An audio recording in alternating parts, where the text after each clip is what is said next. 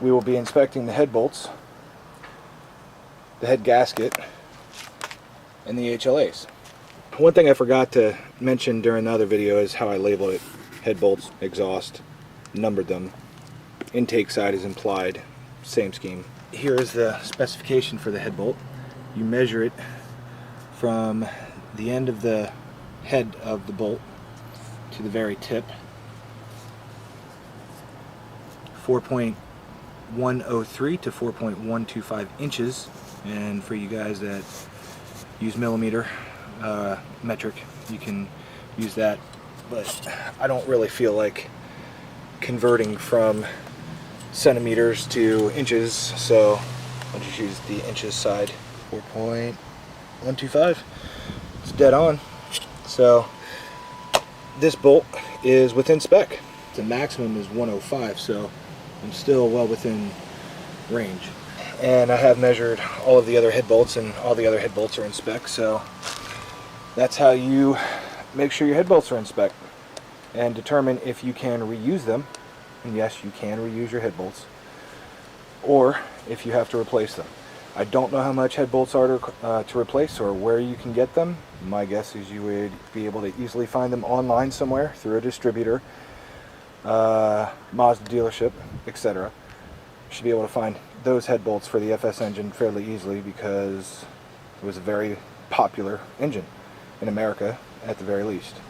In the previous video I commented on how beautiful my head gasket looked. Unfortunately, that wasn't actually the head gasket. Maybe some of you caught that, maybe some of you didn't. The head gasket was stuck onto the bottom of the head. And this is how it looks. It's fairly nice. Of course, it's still going to be straight, hopefully. I will be getting a new one just because that's, I'm guessing, best practice. But one thing I noticed is kind of neat was that it's actually comprised of 3 separate sheets. I'm not sure if that's normal, but I'm guessing this is a factory head gasket, and that's the way that's made. Focus.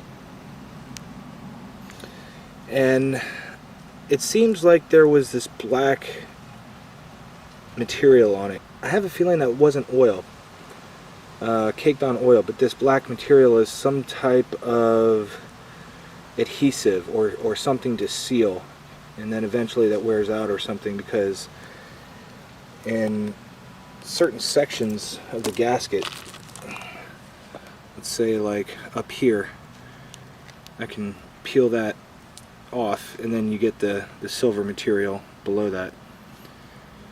As for the gasket itself, it's in really good shape. There's obviously no blown out sections, so nothing to be overly concerned about.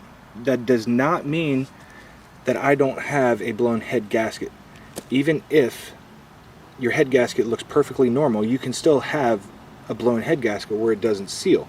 So you can still have contamination of oil in your coolant or coolant in your oil, things like that. Supposing, I'm sure I'm leaving one out, combustion gas in your coolant, combustion gas in your oil. I think there's usually only 3 major things: coolant, oil, combustion gas, and all 3 of those can either mix, you know, with each other, kind of thing.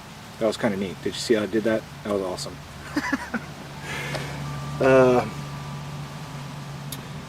One really neat thing to note, and I'm kind of happy to see, is where those coolant passages were blocked. They're actually blocked on the gasket. There is no hole there. And since this is a factory gasket, I am going to assume that it is supposed to be like that.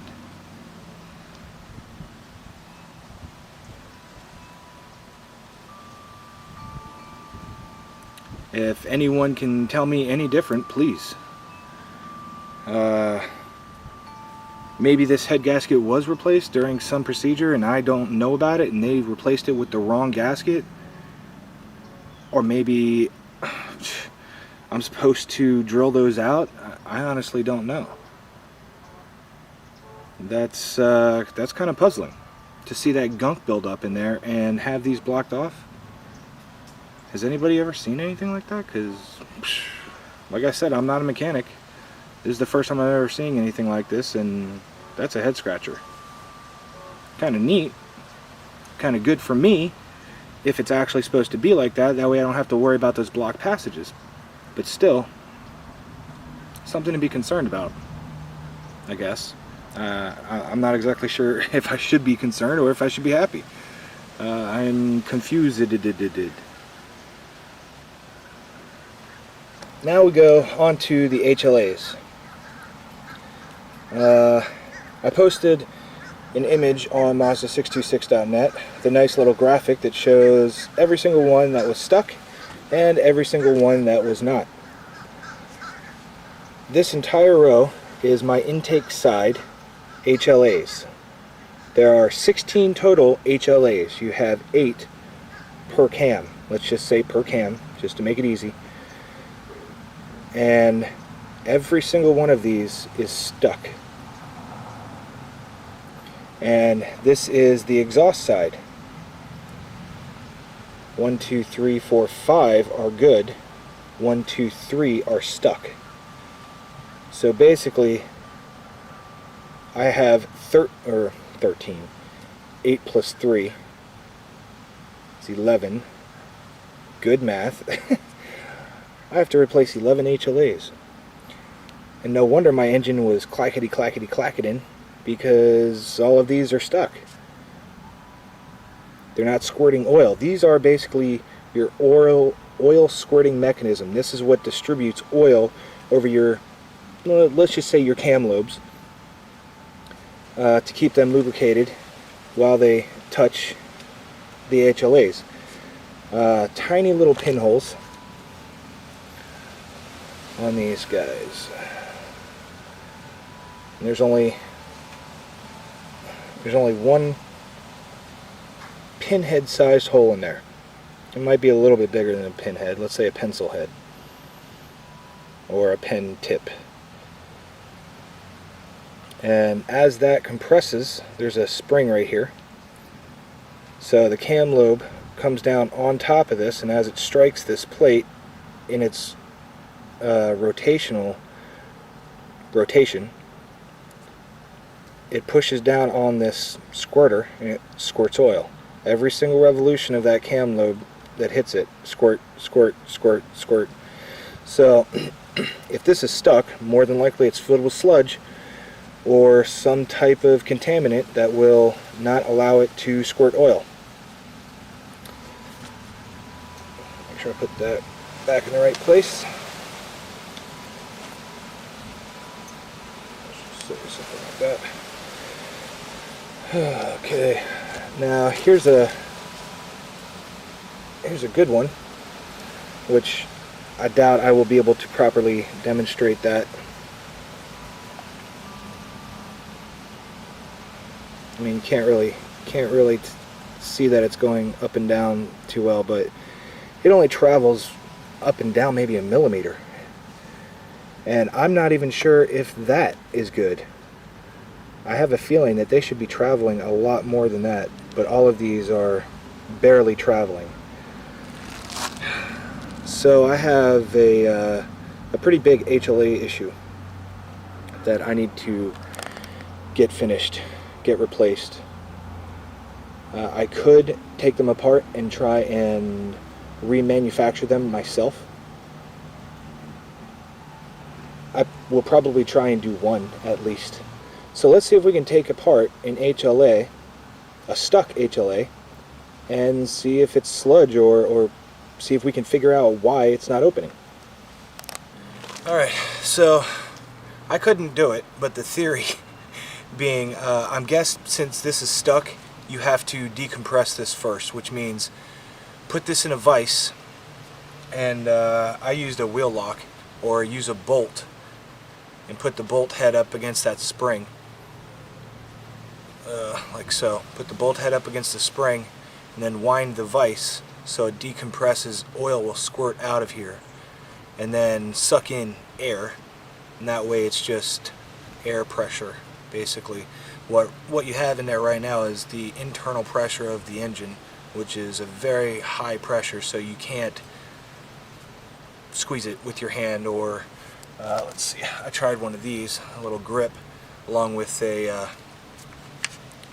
let's just say a screw in here, and tried to do it. That did not work.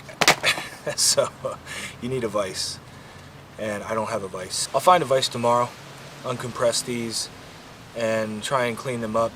For now, that's the best I got for you.